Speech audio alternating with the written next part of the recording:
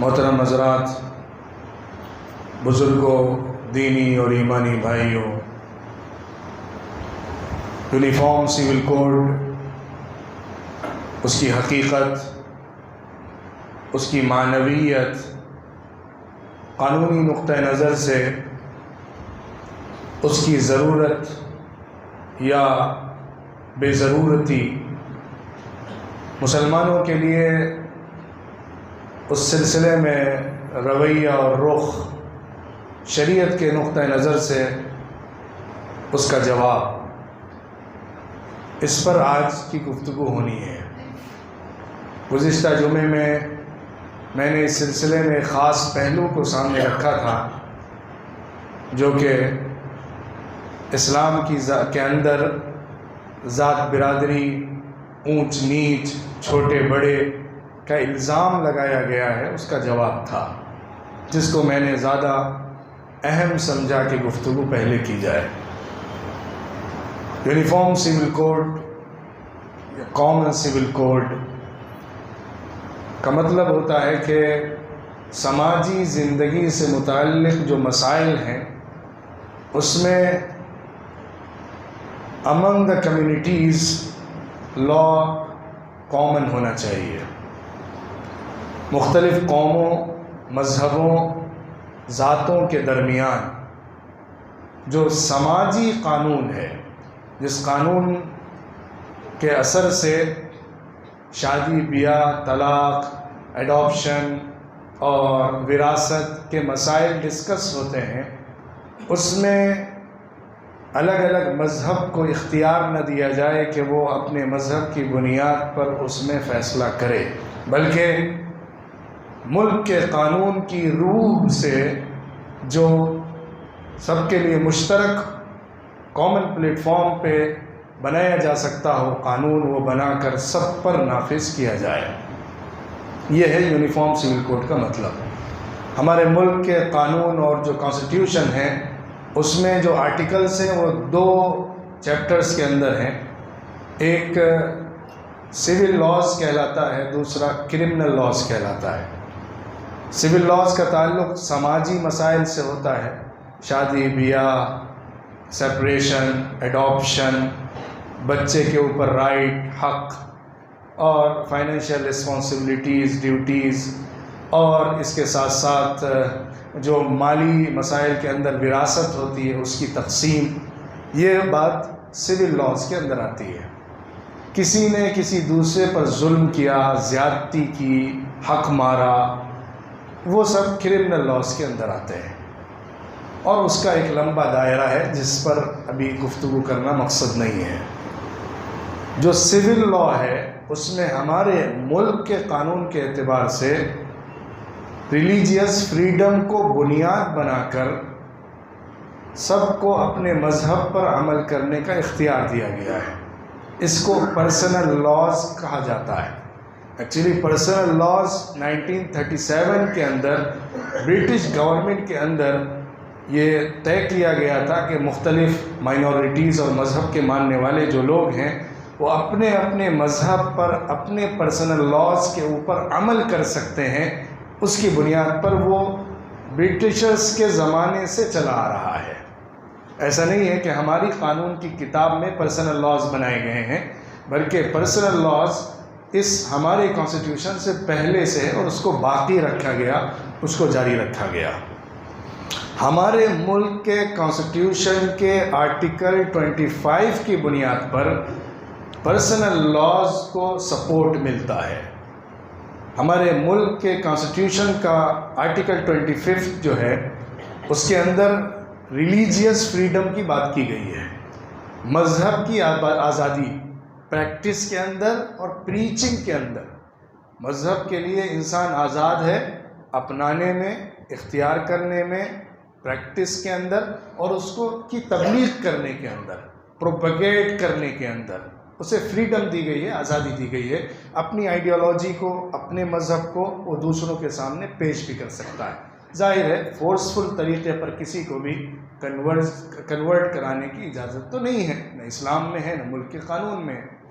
तो इस बुनियाद पर अपने मज़हब पर अमल करने के लिए जो सिविल लॉज होते हैं, जो हमारे ख़ानदानी मसाइल होते हैं, जो हमारे फैमिली रिलेटेड इश्यूज़ होते हैं, उसके अंदर अपने मज़हब की रूलिंग्स और क़वानीन के एतबार से उस पर फ़ैसला करना, उसको हल करना, ये है पर्सनल लॉ। और इसके मुताबिक हमारे मुल्क के कानून की दफ़ा 25 रहनुमाई करती है। लेकिन हमारे मुल्क के कानून की गालिबन दफ़ा 44 जो है 44, उसमें जेंडर इक्वालिटी की बात कही गई है और इस तरह की कुछ इक्वालिटी की बातें आई हैं। उसको बुनियाद बनाकर या सुप्रीम कोर्ट के एक एलामिये को, एक बयानिए को बुनियाद बनाकर यूनिफॉर्म सिविल कोड की बात की जा रही है। हालांकि यूनिफॉर्म सिविल कोड की बात काफ़ी साल पहले से चल रही है। जब कांग्रेस का ज़माना था, बीजेपी का दूर दूर तक कोई नाम नहीं था, उस वक्त भी यूनिफॉर्म सिविल कोड की बात उठी थी, इम्प्लीमेंट नहीं हो पाया था। अभी 2 साल पहले 2018 में एक लॉ कमीशन भी बना था जो यूनिफॉर्म सिविल कोड के सिलसिले में डिस्कस करने के लिए था, बीजेपी की गवर्नमेंट में। उसमें भी जो राय लॉ कमीशन की तरफ से सामने आई कि अभी यूनिफॉर्म सिविल कोड की ज़रूरत नहीं है। अब अजीब बात है कि जिस गवर्नमेंट ने एक कमेटी बनाई, उस कमेटी ने रिसर्च करके एक बात कही जिसको मान लिया गया, दोबारा 2 साल के बाद उसी सेम मैटर में दूसरी कमेटी बनाकर दोबारा से एक फितना खड़ा किया जाता है।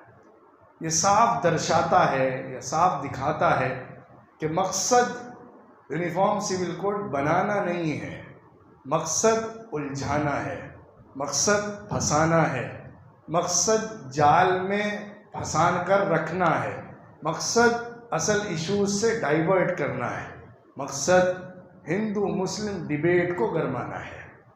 अगर आप पॉलिटिकली इसका एनालिसिस करेंगे तो शायद इसी नतीजे पर पहुंचेंगे कि इसका बुनियादी मकसद सिर्फ फंसाना, उलझाना, डाइवर्ट करना है। लेकिन बहरहाल ये इशू है तो हम इस पर तमाम आस्पेक्ट से गुफ्तगू करेंगे ताकि हमारा जो स्टैंड है वो हम सामने रख सकें। आज के हालात में इस तरह के इश्यूज़ का उठाया जाना और इस पर डिस्कस करना, ये उनका मकसद है। वो चाहते हैं कि इसको इशू बनाया जाए, बर्निंग टॉपिक बनाया जाए, इस पर डिबेट की जाए। हालांकि महसूस ऐसा होता है कि वो अभी तैयार नहीं है पूरे तौर पर इसको ड्राफ्ट करके इम्प्लीमेंट करने के लिए, नाफिज करने के लिए, क्योंकि अभी तक उसका ड्राफ्ट ही नहीं बना है। अभी तक मालूम ही नहीं है यूनिफॉर्म सिविल कोड होगा कैसा, ये यूनिफॉर्मिटी, यकसानियत किन चीज़ों में कैसी होगी। ठीक है, सिविल कोड जो है उसके अंदर मसाइल तो मालूम है, ख़ानदानी मसाइल, रज़ात के मसाइल, विरासत के मसाइल, निकाह तलाक के मसाइल, इद्दत के मसाइल, वो सब मसाइल उसके अंदर आते हैं। लेकिन उसमें कोड कौन सा होगा, कौन सा कोड लाया जाएगा? किसी दूसरे मज़हब का कोड लेकर सब पर तो नाफिज नहीं किया जा सकता, ये तो बहरहाल इम्पॉसिबल है और कॉन्स्टिट्यूशन के ख़िलाफ़ है कि किसी एक मज़हब के लॉ को बुनियाद बनाकर सबके ऊपर उसको नाफिज किया जाए। इसका मतलब है कि आपको खुद से लॉज बनाने पड़ेंगे और उन लॉज के अंदर मज़हबों की रियायत किए बिना हमारे कॉन्स्टिट्यूशन के आर्टिकल 44 की इक्वालिटी को बेस बनाकर बराबरी की बुनियाद पर सबको बराबर के हुकूक का पाबंद बनाना पड़ेगा। अब ये ऐसी टेढ़ी खीर है कि हिंदुस्तान जैसे मल्टी कल्चरल मुल्क के अंदर, मल्टी रिलीजियस मुल्क के अंदर इसको इम्प्लीमेंट करना और इसका कोई ड्राफ्ट बनाकर पेश करना आसान काम नहीं है। हिंदुस्तान जहाँ पर भात भात के लोग रहते हैं, मुख्तलिफ़ कल्चर को फॉलो करने वाले लोग रहते हैं, मुख्तलिफ़ मज़ाहिब पर अमल करने वाले लोग रहते हैं और सब में आपस में बड़ा फ़र्क है अपनी ज़िंदगी के अंदर, अपने शादी ब्याह के मसाइल के अंदर। अगर उन सब के अंदर यूनिफॉर्मिटी इनफोर्स लाई जाएगी तो जाहिर है क्लैश पैदा होगा। कहा जाता है कि यूनिफॉर्म सिविल कोड के ज़रिए से यूनिफॉर्मिटी पैदा होगी, यकसानियत पैदा होगी। हालांकि वाक़या ये है कि इस तरह की यूनिफॉर्मिटी पैदा करने से और डिस्क्रिमिनेशन पैदा होगा, तफरीक पैदा होगी, क्योंकि डाइवर्सिटी के अंदर यूनिटी को तलाश करना ये हिंदुस्तान की कॉन्स्टिट्यूशन की मूल भावना है, यह हमारे समाज का असल तस्वुर है। डाइवर्सिटी के अंदर यूनिटी पैदा करना, हर एक के अपने राइट्स और अपने कल्चर को प्रिजर्व करके महफूज रख के उसको एक दूसरे के साथ कनेक्ट करना। इसीलिए हमारे मुल्क के अंदर यूनियन ऑफ स्टेट्स हैं, हमारे मुल्क में अलग अलग स्टेट्स हैं, उन सब का इत्तेहाद मिलकर मुल्क हिंदुस्तान बनाता है। एक दायरे के अंदर स्टेट्स को आज़ादी दी गई है अपने कॉन्स्टिट्यूशन बनाने के अंदर, इवन क्रिमिनल लॉज बनाने के अंदर स्टेट्स को आज़ादी है, वो उसमें अमेंडमेंट कर सकते हैं, वो उसमें चेंजेस कर सकते हैं। अपने स्टेट के मद्देनज़र और वहाँ के मसाइल को देखते हुए वो कानून बना भी सकते हैं, कानून में अमेंडमेंट भी कर सकते हैं जहाँ पे उनका दायरा है। इससे मालूम होता है कि हमारे कानून में जो फ्लेक्सिबिलिटी रखी गई है और जिस तरह से हर एक को आज़ादी दी गई है, वो इसी डाइवर्सिटी के अंदर यूनिटी की तलाश है। ये जो तस्वुर दिया जा रहा है अभी, ये इस मूल भावना के खिलाफ जाएगा। दूसरी बात ये है इससे रिलेटेड कि अगर कॉन्स्टिट्यूशन बनाया जाएगा, लॉज बनाए जाएंगे पर्सनल मैटर्स के अंदर, सिविल लॉज के अंदर सिविल कोड बनाया जाएगा, तो उसके अंदर इक्वालिटी को बुनियाद बनाना है। अब इक्वालिटी को बुनियाद बनाने के लिए किन चीज़ों में इक्वालिटी कैसी हो, सबसे बड़ा जेंडर इक्वालिटी का मसला आता है।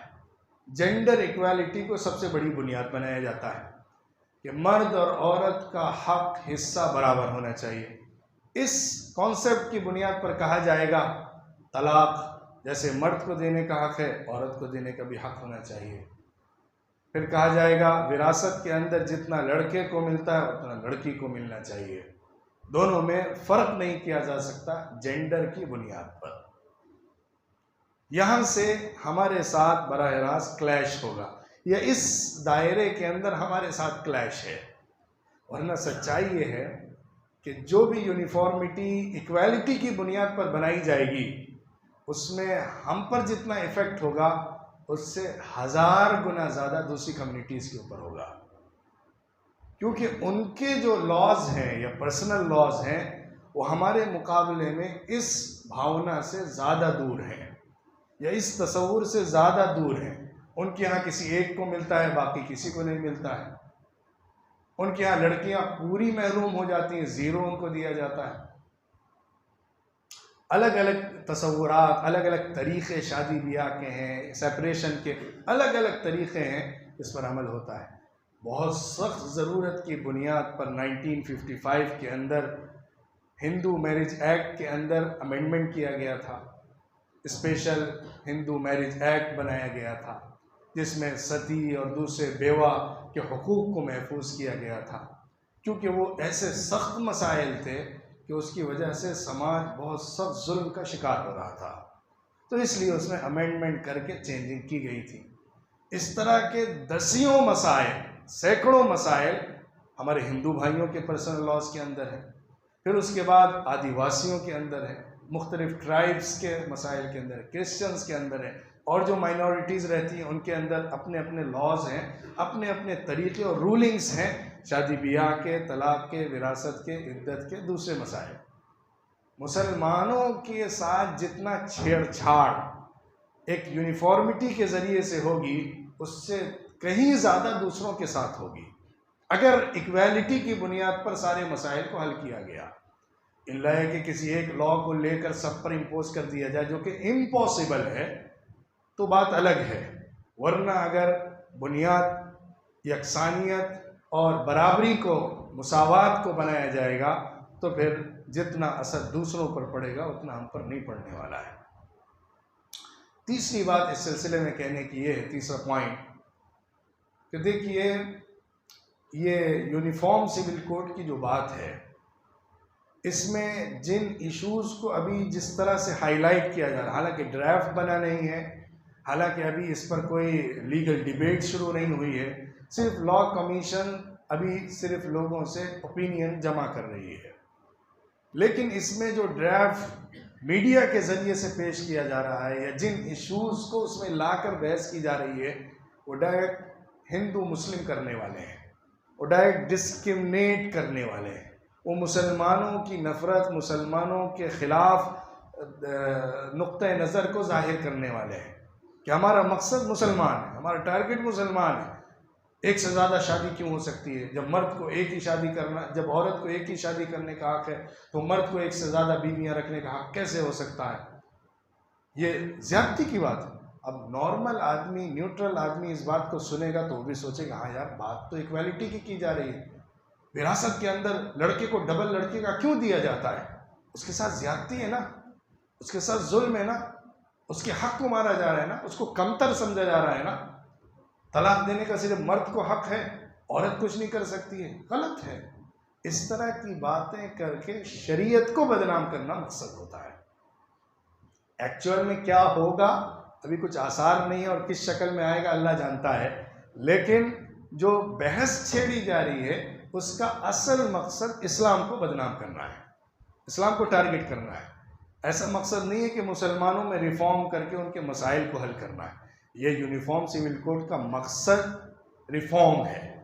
जो उसका असल थीम या विज़न बताया जाता है वो यही है कि जो कम्युनिटीज़ के दरमियान अपने मजहबी ऑर्थोडॉक्स के बुनियाद पर जुल्म और ज़्यादती हो रही है उसको ख़त्म किया जाए और उनको जुल्म से बचाया जाए। लेकिन वाक़या ये है कि असल मकसद बनाने वालों का ये है ही नहीं। उसके बारे में भी मैं एक दो बात करूँगा, लेकिन मैं पहले ये कह रहा हूँ कि असल बात यहाँ पर यह है कि इस्लाम को निशाना बनाया जाए, इस्लाम को टारगेट किया जाए, इस्लाम के कुछ इश्यूज़ को, सोशल इश्यूज़ को बेस बनाकर इस्लाम से दूर किया जाए, नफ़रत पैदा की जाए। इसके बारे में मैं थोड़ा सा क्लैरिटी देना चाहता हूँ, क्लैरिफिकेशन देना चाहता हूँ, क्लियर करना चाहता हूँ, साफ करना चाहता हूँ इन मसाइल को। दो तीन बुनियादी मसाइल हैं जिसको आसानी से समझा जा सकता है। एक मसला एक से ज़्यादा शादी का, मर्द के लिए एक से ज़्यादा शादी, औरत के लिए एक से ज़्यादा शादी नहीं एट अ टाइम। हालांकि शायद हिंदुस्तान में गिनती के चंद लोग मिलेंगे जो एक से ज़्यादा शादियां करके बीवियां रखते हैं। अमलन ऐसा नहीं है, लेकिन बहरहाल एक प्रोविज़न है शरीयत के एतबार से, वो यहाँ पर दिया गया है, उस पर बहस की जा रही है। हमारे कुरान के अंदर अल्लाह रब्बुल इज़्ज़त की तरफ से ये बात फरमाई गई है फन्किहू मा ताब लकुम मिनन निसाई मथना व थुलाथ व रुबा व इन खिफ्तुम अल्ला तअदिलू फवाहिदतन औ मा मलकत अयमानुकुम ज़ालिका अदना अल्ला तऊलू व आतु निसा सदुकातिहिन्ना निहला। देखो, तुम निकाह करो जो तुम्हें पसंद आए, उनमें से 2 या 3 या 4, और अगर तुम्हें लगे कि तुम इंसाफ नहीं कर पाओगे इन एक से ज़्यादा के दरमियान, तो एक पर ही बस करना या अपनी बांदी को सिर्फ रखना। और इसके फ़ौरन बाद ही अल्लाह ने कहा अपनी बीवियों का हक उनको पूरा देना। एक से ज़्यादा की इजाज़त दी गई, लेकिन कंडीशनल। वो कंडीशन क्या है कि तुम इंसाफ और बराबरी अगर कर सकते हो उनके दरमियान बग़ैर किसी अदना राय बराबर जुल्म के, तभी तुम्हें इजाज़त है कि तुम एक से ज़्यादा रखो। ये तो बात हुई रूलिंग की, हुक्म की। क्यों दी गई है, इसके बहुत सारे मकासद हैं। समाज के अंदर मर्द के ज़िम्मे में एक से ज़्यादा औरतें होती हैं। ख़ास तौर पे जब जंगों का ज़माना था, उस वक्त मर्द शहीद होते थे या मरते थे और जंगों में ख़त्म हो जाया करते थे। बेवाएँ होती थीं, औरतें रहती थीं, उनकी निगरानी करने के लिए दूसरे को अपने ज़िम्मे में लेना पड़ता है। या तो वो शरई कायदे के मुताबिक अल्लाह रब्बुल इज़्ज़त के बनाए हुए अखलाकी समाजी रिश्ते की बुनियाद पर इस रिश्ते को जोड़कर उसको अपने साथ रखे, या बग़ैर इस रिश्ते के अपने साथ रख के उसकी किफ़ालत करे और फिर उसमें गुनाह का अंदेशा बढ़ता रहे। ऐसा उस वक्त था और अभी भी होता रहता है। तो ये औरतों की ज़रूरत है। वाक़या ये है कि एक से ज़्यादा शादी जो मर्दों को हुक्म दिया गया है वो उन पर फाइनेंशियल बर्डन को बढ़ाते हुए औरतों के मसाइल को हल करने के लिए दिया गया है, कंडीशन के साथ कि तुम उनके साथ ज़्यादती नहीं कर सकते, ना पहली बीवी के साथ न दूसरी बीवी के साथ, और उनको अपने साथ रखना है तो जैसा पहली को रखते हो वैसे दूसरी को रखना है, उसमें किसी तरह का भेदभाव तुम नहीं कर सकते हो। औरतों की ज़रूरत आप जानते हैं, आप ख़ास तौर पे इस मसले को हमारे मुल्क में देखें, कितनी औरतें हैं जिनकी शादी टूट जाती है या शौहर रुखसत हो जाता है तो उसके बाद दूसरी शादी मुश्किल हो जाती है, क्योंकि तसव्वुर ये होता है हमें वो लड़का चाहिए है जो बिना बीवी का हो, बिना बीवी का लड़का मिलेगा तभी शादी की जाएगी, और जाहिर है बिना बीवी का लड़का उसके लिए तैयार मिलना आसान नहीं होता है, इसलिए मैच नहीं मिल पाता है, इसलिए बराबरी के साथ उसकी शादी के इंतज़ामात नहीं हो पाते हैं। हालांकि जहाँ ये तसव्वुर नहीं है जो हमारे कल्चर के अंदर आ गया है, अरब का मुल्क, अरब के ममालिक हैं, वहाँ ऐसा नहीं होता है। वहाँ औरत बिना शादी के बहुत कम रहती है, बड़ी उम्र हो जाने के बावजूद भी उसकी शादी के इंतज़ामात और मौक़े रहते हैं जो कि हमारे यहाँ ख़त्म है। हमारे यहाँ 40-45 साल की औरत हो जाए तो उसके बाद शादी अगर वो बेवा होने के बाद या तलाक होने के बाद करे तो बुरा तसव्वुर किया जाता है, जो कि बिल्कुल गैर इस्लामी सोच है, इस्लाम से बिल्कुल अलग है, इस्लामी तसव्वुर के बिल्कुल ख़िलाफ़ है। इस्लाम ने शादी को प्रमोट किया है कि बिना शादी के कोई ना रहे। इस तसव्वुर की बुनियाद पर ज़रूरत को सामने रखते हुए मर्द के लिए एक से ज़्यादा की इजाज़त दी गई है औरतों के मसाइल को हल करने के लिए, औरतों की जिम्मेदारी अपने सर पर लेने के लिए। और इसके अलावा मर्द के अंदर कभी स्पेशल हालात में कुछ ख़ास तकाज़े होते हैं, मतलब जिनसी ज़रूरत उसकी कुछ बड़ी भी होती है, इंसानों के अलग अलग तकाज़े कम ज़्यादा हुआ करते हैं, और ख़ास अय्याम में उसको करीब जाने की इजाज़त नहीं होती है, जिसकी वजह से उसके लिए गलत कदम उठाने का अंदेशा होता है, तो अल्लाह रब्बुल इज़्ज़त ने उसके लिए प्रोविज़न रखा है कि तुम हलाल तरीक़े पर अपनी ख्वाहिश की तकमील करो, ताकि तुम हराम की तरफ कदम न बढ़ाओ, अपनी इज़्ज़त, अपनी इफ़्फ़त, अपनी इस्मत की हिफाजत करो। तो इस पहलू को आप सामने रखेंगे। इसके अलावा और भी बातें हैं जिसमें मैं ज़्यादा तफसील से नहीं जा सकता वक्त की कमी की वजह से, तो उससे समझ में आ जाता है कि ये हुक्म जो दिया गया है वाकई इंसाफ का तकाज़ा है और बहुत मुनासिब शर्तों के साथ दिया गया है। आज आप देखते हैं कि जिनके यहाँ एक ही शादी है और उस शादी में मेल हो ना हो, साथ ही रहना है, उनकी कितनी इल्लीगल दोस्तियाँ होती हैं, कितने गलत ताल्लुकात होते हैं, वो सब जायज़ होते हैं। ये जो डबल स्टैंड है ये समाज के लिए बड़ा नुकसानदेह है, जो कि यूरोपियन कल्चर से आया है। यही फ्रीडम के नाम पर आया है। एक बीवी के रख कर उसके हक़ को ना अदा करके उसको अकेले छोड़कर दूसरों के साथ रंगलेनियाँ मनाई जाए, कोई हर्ज की बात नहीं है। गर्लफ्रेंड बना कर रखा जाए एक से ज़्यादा, कोई प्रॉब्लम नहीं है, उसको हक़ है, रख सकता है, आज़ादी है। ये कौन सी सोच है? ये कैसी डबल स्टैंडिंग है? इस्लाम कहता है कि तुम्हें इजाज़त ही नहीं है कि तुम किसी को टच करो बग़ैर लीगल हक़ के, बग़ैर पूरी जिम्मेदारी को संभाले हुए। सिर्फ मज़े और लुत्फ़ के लिए किसी से रिश्ता नहीं जोड़ सकते हो।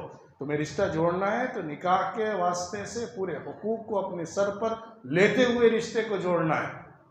तो इन तमाम पहलुओं को आप अपने सामने रखिए तो समझ में आ जाता है कि इससे बेहतर ऑप्शन नहीं दिए जा सकते हैं। ये कोई मैंडेटरी हुक्म नहीं है तुम्हें इससे ज़्यादा करो ही, तुम्हें एक से ज़्यादा शादी करनी है। ख़ास सिचुएशन में ख़ास लोगों को ये प्रोविजंस दिए गए हैं कि तुम इस तरह के ऑप्शन को इख्तियार कर सकते हो ताकि समाज के मसाइल को हल किया जा सके और इंडिविजुअल लोगों के जो मसाइल होते हैं उनको भी हल किया जा सके। इसके बाद विरासत का मसला देखिए। विरासत में अल्लाह रब्बुल इज़्ज़त ने लड़की को लड़के के मुकाबले में आधा दिया है औलाद की शक्ल में जब हो, वरना बहुत सारी ऐसी शक्लें हैं जिसमें माँ बाप को बराबर मिलता है। 1/6 बाप को भी मिल रहा है, 1/6 माँ को भी मिल रहा है। बात सिचुएशन हो ऐसी आती है जिसमें बहन और भाइयों को भी जब अखियाफी भाई बहन हो तो बराबर मिलता है। तो बाज़ सूरतों में बराबरी है, लेकिन बाज़ सूरतों के अंदर लड़की को लड़के के मुकाबले में आधा दिया गया है। इसके पीछे की हिकमत क्या है? बुनियादी तौर पर अगर कोई महज कानूनी नुक्ते नज़र से इस्लामी शरिया के एतबार से बात करे तो लड़की को तो ज़ीरो मिले तब भी कोई हर्ज की बात नहीं होगी। क्यों? क्योंकि इस्लाम ने किसी तौर पर किसी स्टेज में लड़की के ऊपर कोई फाइनेंशियल रिस्पॉन्सिबिलिटी डाली ही नहीं है। वो छोटी बेटी है, बाप की मुकम्मल जिम्मेदारी है उसका पूरा खर्चा बर्दाश्त करे। वो बीवी है, शौहर की पूरी जिम्मेदारी है उसका बर्दाश्त करे। बाप नहीं है, औलाद है, औलाद की जिम्मेदारी। औलाद नहीं, भाई है, भाई की जिम्मेदारी। चचा है, चचा की जिम्मेदारी है। चचाजाद भाई हैं, कज़न है, उनकी जिम्मेदारी होती है कि वो उसका खर्चा बर्दाश्त करें, उसकी फाइनेंशियल नीड्स को पूरा करें। ये उनकी जिम्मेदारी है। जो भी उसके रिश्तेदार और औलिया होते हैं, नहीं है तो फिर मामू हैं, नाना हैं और दूसरे लोग इस जुमरे में आते चले जाएंगे। एक औरत के ऊपर इस्लाम ने किसी तरह की माली जिम्मेदारी नहीं डाली है, लेकिन उसको माल कमाने की पूरी आज़ादी दी है, माल कमाने का हक दिया है, और वो माल सिर्फ उसका पर्सनल होता है, किसी दूसरे का उसमें कुछ भी हक नहीं होता। हालांकि जब मर्द माल कमाता है तो उसके ऊपर दूसरों का हक शरई तौर पर ज़रूर बनता है। माँ बाप अगर बेरोज़गार हैं उनकी ज़िम्मेदारी है, बीवी बच्चे हैं उनकी ज़िम्मेदारी है, बहन है उसकी ज़िम्मेदारी है, जो भी रिश्तेदार हैं उनकी माली ज़िम्मेदारी एक मर्द के ऊपर शरीयत ने डाली है। एक ख़ानदान की ज़िम्मेदारी मर्द के ऊपर डाली है। जो भी वो कमाएगा उसमें उसकी औलाद का, बीवी का बिल्कुल फ़र्ज़ हक है। अगर वो नहीं देता है तो चोरी करके वो ले ले तो गुनाह नहीं है, ऐसा हक है। एक मौके पर एक औरत ने कहा था, अल्लाह के रसूल मेरे शौहर मुझे पैसे नहीं देते, मैं उनके पॉकेट में से कुछ निकाल लिया करती हूँ अपनी ज़रूरत का। हुज़ूर सल्लल्लाहु अलैहि वसल्लम ने फरमाया वो तुम्हारे लिए जायज़ है। अगर वो तुम्हारी ज़रूरत पूरा करने के लिए तुम्हें बराबर हक नहीं देता है तो वो बग़ैर पूछे हुए भी ले सकती, क्योंकि ये उसी का माल और उसका हक है। लेकिन मर्द को किसी कंडीशन में अपनी बीवी या किसी औरत से 1 रुपये भी बिना इजाज़त लेने के हक नहीं है, इजाज़त ही नहीं है। अगर शौहर गरीब है, बीवी बहुत मालदार है, तब भी माली जिम्मेदारी शौहर के ऊपर होगी और जितना माल है वो बीवी का होगा, उस पर इसका कोई हक नहीं होगा। घर चलाने की जिम्मेदारी उसके ऊपर नहीं रहेगी, वो जिम्मेदारी पूरी की पूरी मर्द के ऊपर आएगी। ऐसी सिचुएशन में आप देखिए शरीयत क्योंकि फाइनेंशियल कोई रिस्पॉन्सिबिलिटी औरत के ऊपर नहीं डाल रहा है, उसके बावजूद भी उसको हक दे रहा है, हिस्सा दे रहा है आधा मर्द के मुकाबले में। तो ये इनाम और एहसान ही है। मर्द को जो दिया जा रहा है वो उसकी ज़्यादा जिम्मेदारियों की वजह से ज़्यादा दिया जा रहा है। औरत को जो दिया जा रहा है क्योंकि उसके ऊपर कोई जिम्मेदारी नहीं है इसलिए दिया जा रहा है। आप जब इस पर्सपेक्टिव में इस बात को समझेंगे, इस खल्फिये के साथ इस मामले को समझेंगे, तो आपके सामने ये हकीकत खुल कर आ जाएगी। अल्लाह रब्बुल इज़्ज़त ने जो तक़सीम कुरान पाक में बिल्कुल सराहत के साथ कर दी है हिस्सों की, उससे बेहतर तक़सीम आज तक दुनिया में कोई नहीं कर पाया है। जो लोग करते हैं तक़सीम विरासत की, कहीं ना कहीं जुल्म और ज़्यादती किसी के साथ कर रहे होते हैं, लेकिन अल्लाह ने इस मसले को किसी इंसान के ऊपर छोड़ा ही नहीं। यहाँ तक कि हुज़ूर सल्लल्लाहु अलैहि वसल्लम को भी नहीं दिया कि आप बयान करें, खुद ही कुरान पाक ने सब के हिस्से खुद से बयान कर दिए कि बिल्कुल बराबर इंसाफ के साथ सबको उनका हक पहुँच जाए। तो ये इस्लाम का जो हुक्म है उससे ज़्यादा इक्वालिटी पैदा ही नहीं की जा सकती, क्योंकि ये इक्वालिटी जो होगी वो नंबर्स में नहीं देखना है, राइट्स एंड रिस्पॉन्सिबिलिटीज़ और ड्यूटीज़ के बेस के ऊपर देखना है। क्योंकि फाइनेंशियल जो हमारे पास इनकम हो रही है उसको मेजर किया जाता है हमारे एक्सपेंसेस के एतबार से। जिसका ज़ीरो एक्सपेंस है उसके लिए 5000 भी बहुत बड़ा अमाउंट है, जिसका 20,000 एक्सपेंस है उसके लिए 18,000 भी कम है। तो जिस मर्द के ऊपर पूरी फाइनेंशियल जिम्मेदारी है उसको अगर लड़की का डबल दिया जा रहा है जिसके ऊपर कुछ भी जिम्मेदारी नहीं है, तो ये बेहतरीन इंसाफ बल्कि औरतों के साथ एहसान का मामला है। इसी तरह तलाक़ का मसला तो बहरहाल गुज़र चुका है, उस पर बड़ी बहस भी हो चुकी है, मुल्क में नया कानून भी बन चुका है, 3 तलाक़ को बैन भी किया जा चुका है। उस पर मैंने मुस्तकिल गुफ्तगू भी की है कि लड़की को तलाक का हक़ क्यों नहीं है, लड़के को क्यों है, और क्या शक्लें हैं जिसमें दोनों को प्रोविज़न शरीयत ने दिए हुए हैं। खुला का हक़ लड़की को दिया है, तलाक का लड़के को दिया है, क्या प्रोसीडिंग है तलाक की, वो एक मुस्तकिल एक टॉपिक है जिसको आज मैं कवर नहीं कर सकता, और इस पर पहले बात भी हो चुकी है। तो बुनियादी तौर पर जो 2-4 मसाइल को उठाकर इनइक्वालिटी का इल्ज़ाम इस्लाम के ऊपर डाला जा रहा है, इससे ज़्यादा जुल्म की बात कोई भी नहीं हो सकती। हाँ, मैं ये बात ज़रूर मानता हूँ, मैं इस सब के बाद ये बात ज़रूर मानता हूँ, प्रैक्टिकली हमारे दरमियान इस्लाम को नाफिज नहीं किया जा रहा है, जिसकी वजह से जुल्म सामने आता है। लड़की को हक़ नहीं दिया जाता है विरासत में, बहन को हक़ नहीं दिया जाता है विरासत में, बेटी को महरूम कर दिया जाता है विरासत में। एक भाई दूसरे भाई से ज़्यादा पावरफुल होता है तो ज़्यादा ले लेता है, दूसरों के ऊपर प्रेशर बना के अपने मतलब की चीज़ें हासिल कर लेता है। ये सारी ज़्यादतियाँ समाज के अंदर हैं, इसके रिफॉर्म की ज़रूरत है। लेकिन खुदा की कसम, कानून के रिफॉर्म से समाज का रिफॉर्म कभी नहीं हुआ है। समाज का रिफॉर्म कानून की स्पिरिट को लाने से होता है। जो इस्लाम ने कानून बना कर दिया है, जो आइडियोलॉजिकली, थ्योरेटिकली और प्रैक्टिकली सबसे बेस्ट कानून बन के दुनिया के सामने रहा है, सदियों तक चला है, उसको लोगों के दरमियान इम्प्लीमेंट करके रिफॉर्म किया जाएगा, तभी चेंजेस सामने आएंगे। वरना कानून आप देखिए तलाक का कैसा बना लिया गया। क्या तलाक रुक गई? क्या औरत पर जुल्म रुक गया? क्या सेपरेशन के मसाइल नहीं हो रहे हैं? क्या ज़्यादतियाँ औरतों के साथ नहीं हो रही हैं? क्या उसकी बुनियाद पर मर्दों के ऊपर ज़्यादती नहीं होने लगी है? लड़की उस गलत राइट को इस्तेमाल करके मर्द के ऊपर ज़्यादती नहीं करने लगी है? उसका रिएक्शन गलत वे में नहीं सामने आ रहा है? ये सारी चीज़ें बताती हैं कि असल मसला समाज की इस्लाह का होता है, जो कि कानून से नहीं बल्कि समाज के अंदर वैल्यूज़ से किया जाता है। इसके बाद आखिरी बात कह के मैं बात ख़त्म करता हूँ, हालांकि इसमें और कई बातें कहने की हैं, लेकिन एक बात ये समझिए कि कानून यूसीसी का बन जाए, बनाने वाले बना लें, जो चाहे कर लें। खुदा की कसम, अगर आपने फैसला किया है कि मुझे शरीयत पर अमल करना है, कोई नहीं छीन सकता यह हक़। आप नहीं जाइए कोर्ट, आप नहीं जाइए विरासत की तकसीम के लिए कोर्ट, आप मत जाइए अपने झगड़ों के लिए कोर्ट के अंदर। आप अपने झगड़े मस्जिद से हल कराइए, आप अपने झगड़े उलमा से हल कराइए, आप अपने मसाइल मुफ्तियों से हल कराइए। कौन आपसे कहता है कि कोर्ट के धक्के खाएं और पैसे दे दे के इस्लाम की दुश्मनी मूल लें? कौन कहता है कि वहाँ जाकर जुल्म और ज़्यादती की राहें खुली जाएं? हम ही तो जाके इस्लाम को अपने पैरों से रौंदते हैं।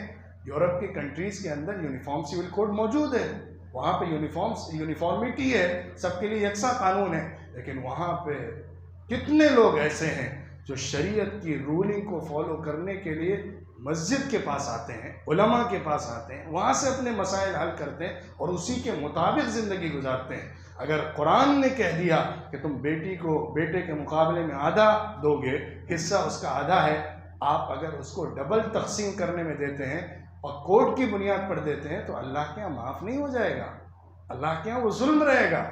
मर्द के साथ जुल्म हुआ है, अगर बेटी को 0 दिया और बेटे को पूरा दे दिया, कोर्ट चाहे आपको इजाज़त दे दे, अल्लाह के यहाँ वो जुल्म रहेगा। हम फैसला करेंगे, हम अपनी ज़िंदगी के लिए शरीयत को फॉलो करना चाहते हैं या कोर्ट को?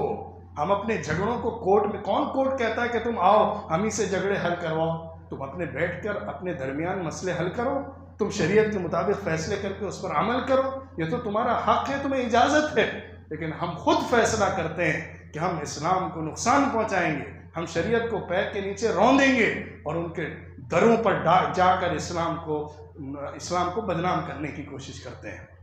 लिहाजा जो कानून बनना है बन जाए, आप फैसला करिए कि मैं शरीयत पर चलूँगा, कोई माई का लाल आपको रोक नहीं सकता आपकी शरीयत पर अमल करने के लिए। लेकिन जितना हाय हल्ला कर लिया जाए और अपने मसाइल को बाद में उसी तरह वहाँ उनके दर पर ले जाकर इस्लाम को बदनाम करने के लिए काम किया जाए, तो ये सब शोर, सब तमाशा है। अमल से कुछ तब्दीली आने वाली, हमारे अमल में कुछ तब्दीली आने वाली नहीं है। अगर तब्दीली आएगी तो हमारे ख़ुद के फ़ैसले और अमल से आएगी, दूसरों के फ़ैसले से कोई तब्दीली आने वाली नहीं है। अल्लाह रब्बुल इज़्ज़त हमें सही समझ के साथ सही तरीक़े पर इस्लाम और शरीयत को अपनी ज़िंदगी में नाफिज करने वाला बनाए, और इन तमाम फितनों को जो उठाए जा रहे हैं, जो मसाइल पैदा किए जा रहे हैं और मुल्क को गलत चीज़ों में उलझाया जा रहा है, उसे समझने वाला और उसमें सही स्टैंड लेने वाला हमको बनाए। बेकार के मसलों में अपने को उलझा कर एनर्जी बर्बाद करने वाला और मुल्क के अंदर और तकसीम के रास्ते खोलने वाला न बनाए, बल्कि हम सही सोच के साथ अपने तय सही फ़ैसला करके मसाइल को बिला वजह ज़्यादा गरमाने के बजाय, ज़्यादा जाल को फैलाने के बजाय अपने आप को सही रास्ते पर रख कर ज़्यादा से ज़्यादा मुल्क की खिदमत कर सकें, कौम की खिदमत कर सकें और पूरी इंसानियत की खिदमत कर सकें, शरीयत का सही तारुफ दूसरों के सामने ला सकें। व आखिरु दावाना अनिल हम्दुलिल्लाहि रब्बिल आलमीन।